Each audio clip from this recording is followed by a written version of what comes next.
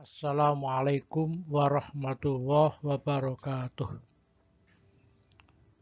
Alhamdulillahirabbil alamin. Pada hari ini kita semuanya berkumpul secara daring akan mengkaji tentang kedudukan akal dan wahyu. Doa kami dari sini semoga anak-anakku semuanya tetap dalam kondisi sehat walafiat dan selalu sukses dalam melaksanakan berbagai kegiatan. Amin. Kita semuanya telah mempelajari akal dan wahyu pada beberapa hari yang lalu. Sekarang kita akan mengkaji kelanjutannya, yaitu kedudukan akal dan wahyu.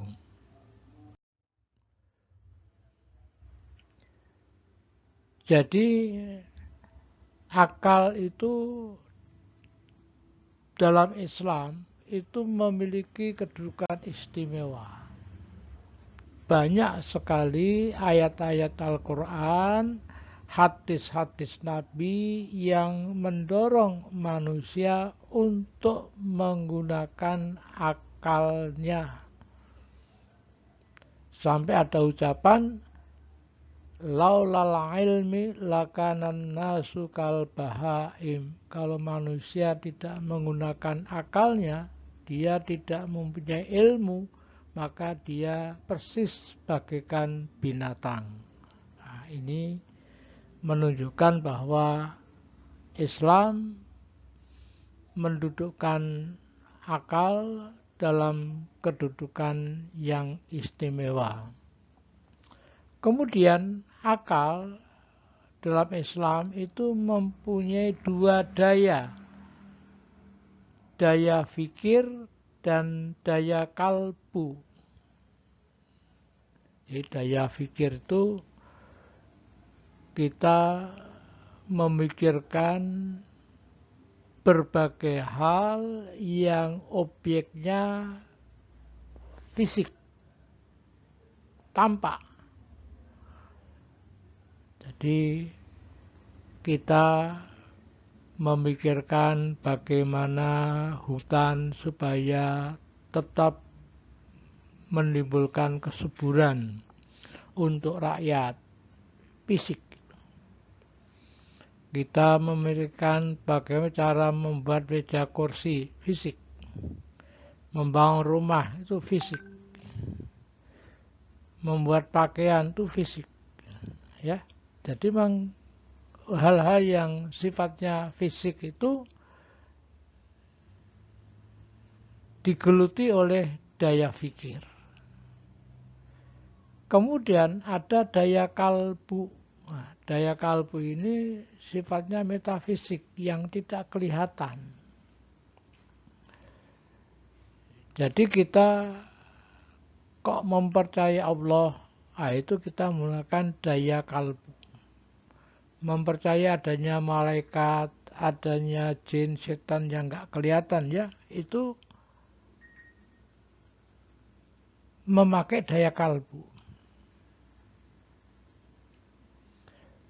Jadi kalau kita sholat, takbir, berdiri, sujud, ruko, itu kalau kita pikir dengan daya pikir ya, daya pikir, itu ilmiah enggak itu. Nah, kadang enggak pas ya. Tapi kalau kita menggunakan daya kalbu, tepat sekali. Karena itu memang hal yang semacam itu memang harus dengan daya kalbu. Memang harus dengan daya kalbu. Orang naik haji itu lari-lari mengitari Ka'bah itu dengan daya kalbu. Jangan dengan daya pikir. Enggak sampai manusia. Jadi saya ulangi, kalau daya pikir untuk memikirkan hal-hal yang fisik. Tapi kalau hal-hal yang metafisik enggak kelihatan, itu kita menggunakan daya kalbu. Berikutnya, wahyu. Wahyu itu untuk apa? Fungsinya apa wahyu? Wahyu itu adalah sumber ajaran Islam. Baik Al-Quran maupun Al-Hadis itu wahyu. Tapi ketergantungan wahyu pada akal tinggi. Bahkan mutlak. Kenapa demikian? Karena orang tidak akan dapat memahami wahyu tanpa akal. Maka akal sangat penting sekali dalam rangka memahami wahyu. Dengan demikian ketergantungan wahyu pada akal mutlak, harus.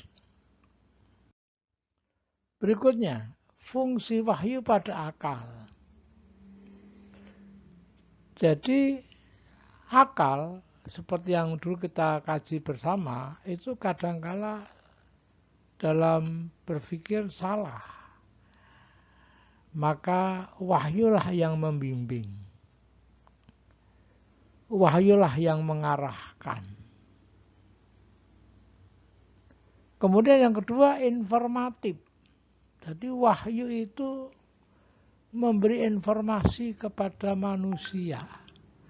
Hal-hal yang tidak dapat diketahui melalui daya fikir. Hal-hal yang tidak diketahui oleh akal, terutama melalui daya fikir. Umpamanya tentang surga, neraka, malaikat, nabi, ya itu semuanya informasi dari Tuhan itu. Ada pahala, ada hukuman, informasi dari Tuhan itu. Maksudnya apa? Informasi dari Tuhan melalui wahyu. Kalau konfirmatif, konfirmatif ini maksudnya apa? Memperkuat. Jadi wahyu itu memperkuat pada akal. Maksudnya gimana? Jadi akal manusia itu dapat memutuskan bahwa mencuri itu jelek.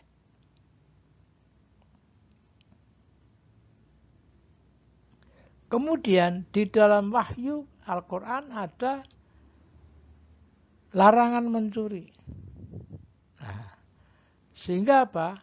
Larangan mencuri di dalam Al-Quran itu sebagai konfirmatif memperkuat apa yang dipahami oleh manusia dengan akalnya. Perbuatan zina enggak baik. Nah, nanti diperkuat konfirmasinya apa konfirmasinya? Konfirmasinya adalah ayat atau hadis. Menolong orang lain baik. Nah, itu diperkuat dengan ayat Al-Quran dan hadis. Tolong menolong kerjasama baik. Nah, itu akal dapat mencapai itu. Kemudian diperkuat oleh Al-Quran dan hadis. Jadi memang wahyu itu berfungsi pada akal satu. Wahyu membimbing akal. Agar akal tidak salah paham. Agar akal tidak menyimpang. Agar akal benar-benar dapat memahami ajaran dengan baik dan benar.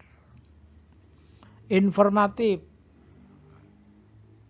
Akal dengan daya pikirnya enggak mengenal apa itu Allah, malaikat, ada surga, neraka, ada jin. Ya, ada kehidupan setelah kematian, ya, kehidupan akhirat. Itu semuanya informasi dari wahyu. Jadi wahyu itu apa? Bersifat informatif. Kemudian konfirmatif, itu memperkuat. Akal manusia mencapai. Tolong menolong kerjasama itu baik. Akal dapat memutuskan itu. Kenapa Al-Quran masih mendorong manusia untuk kerjasama tolong? Untuk memperkuat.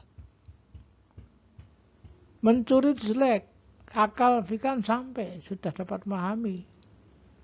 Untuk apa Al-Quran menyampaikan bahwa mencuri jelek? Itu untuk konfirmatif, memperkuat. Dalam pengamalan ajaran Islam, umat manusia itu pada umumnya dibagi 3. Satu, mereka yang ikut-ikutan. Jadi temannya baca ini, ikut baca ini. Temannya melakukan ini, ikut melakukan ini. Temannya meninggalkan ini, ikut meninggalkan. Tanpa mempelajari dari mana pendapat itu, asal-usulnya bagaimana. Tidak, pokoknya hanya ikut saja. Itu taklid. Jadi para anak-anakku, para mahasiswa-mahasiswi, kalau kamu mengikuti gurumu, ustadzmu, dosenmu, siapa saja yang kamu anggap pinter ya, ikutilah, tapi dipelajari. Ya, ikut mempelajari meskipun tidak secara mendalam. Tapi mengetahui mana dalilnya mana. Kalau itu masalah ibadah ya. Kalau dilarang, mana dalilnya? Dalilnya apa? Oh, dalilnya ini. Ya, jadi itu kalau kalian itu mendapat informasi, taklim, pengajian, pembelajaran, kuliah dari berbagai ustadz, berbagai mubalik, berbagai dosen, dan sebagainya, kamu menerima pengajian kemudian dikaji ulang dengan baik sesuai dengan kemampuanmu, itu namanya ittiba, ikut tapi dengan mempelajari. Taklid, ikut tanpa mempelajari.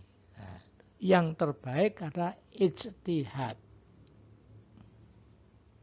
Apa ijtihad itu? Ijtihad yaitu upaya maksimal seseorang untuk memutuskan hukum sesuatu yang tidak tercatat di dalam Al-Quran dan hadis. Jadi ada masalah, kemudian dicari di Al-Quran nggak ada, di hadis nggak ada. Nah itu akhirnya dia berpendapat, berijtihad. Contohnya, apa hukum rokok? Nah ini anak-anakku yang putra ya, apa hukum rokok? Di Quran nggak ada itu. Hadis nggak ada. Tapi ketika berkumpul antara para dokter jantung, dokter paru, ulama, dan sebagainya berkumpul, akhirnya diketahui rokok sangat berbahaya bagi kesehatan fisik seseorang. Akhirnya rokok diharamkan. Yaitu ijtihad pengharaman rokok. Jadi sekarang ini banyak sekali bermunculan hal-hal yang tidak disinggung oleh Al-Quran dan oleh Al-Hadis. Karena memang masanya masa yang jauh berbeda ya, jauh berbeda. Umpamanya kalian dari ekonomi ya, jual beli online, jual beli multi level marketing, itu nggak ada di Al-Quran, nggak ada di hadis. Ya, nah itu harus ada apa? Ijtihad. Apalagi di dunia kedokteran, banyak sekali tuh, ya, banyak sekali hal-hal yang memerlukan ijtihad karena banyak hal yang baru. Sekali lagi kalian harus bisa bedakan taklid, ittiba, dan ijtihad. Taklid mengikuti tanpa mempelajari, ittiba mengikuti dengan mempelajari, ijtihad upaya maksimal untuk menetapkan hukum sesuatu masalah yang belum disinggung oleh Al-Quran dan Al-Hadis. Berikutnya apa? Hubungan antara akal dan wahyu. Hubungan akal dan wahyu itu kita kupas segi fungsionalnya, hubungan fungsional. Ternyata memang akal itu fungsinya apa? Fungsional ya, fungsinya apa? Oh, sebagai alat untuk memahami wahyu. Apa fungsi wahyu bagi manusia? Fungsi wahyu bagi kehidupan manusia sebagai pedoman hidup. Sehingga hubungan antara akal dan wahyu secara fungsional sangat erat sekali. Ya. Demikian perkuliahan kita sebagai klarifikasi. Semoga para pemakalah, anak-anakku yang lain sebagai pendengar peserta diskusi ya, dapat memahami dengan baik. Kalau ada hal yang masih ragu, masih belum paham, disampaikan di kelas diskusi ya, disampaikan di kelas diskusi ya pada open learning ya. Terima kasih. Kurang dan lebihnya mohon maaf. Assalamualaikum warahmatullahi wabarakatuh.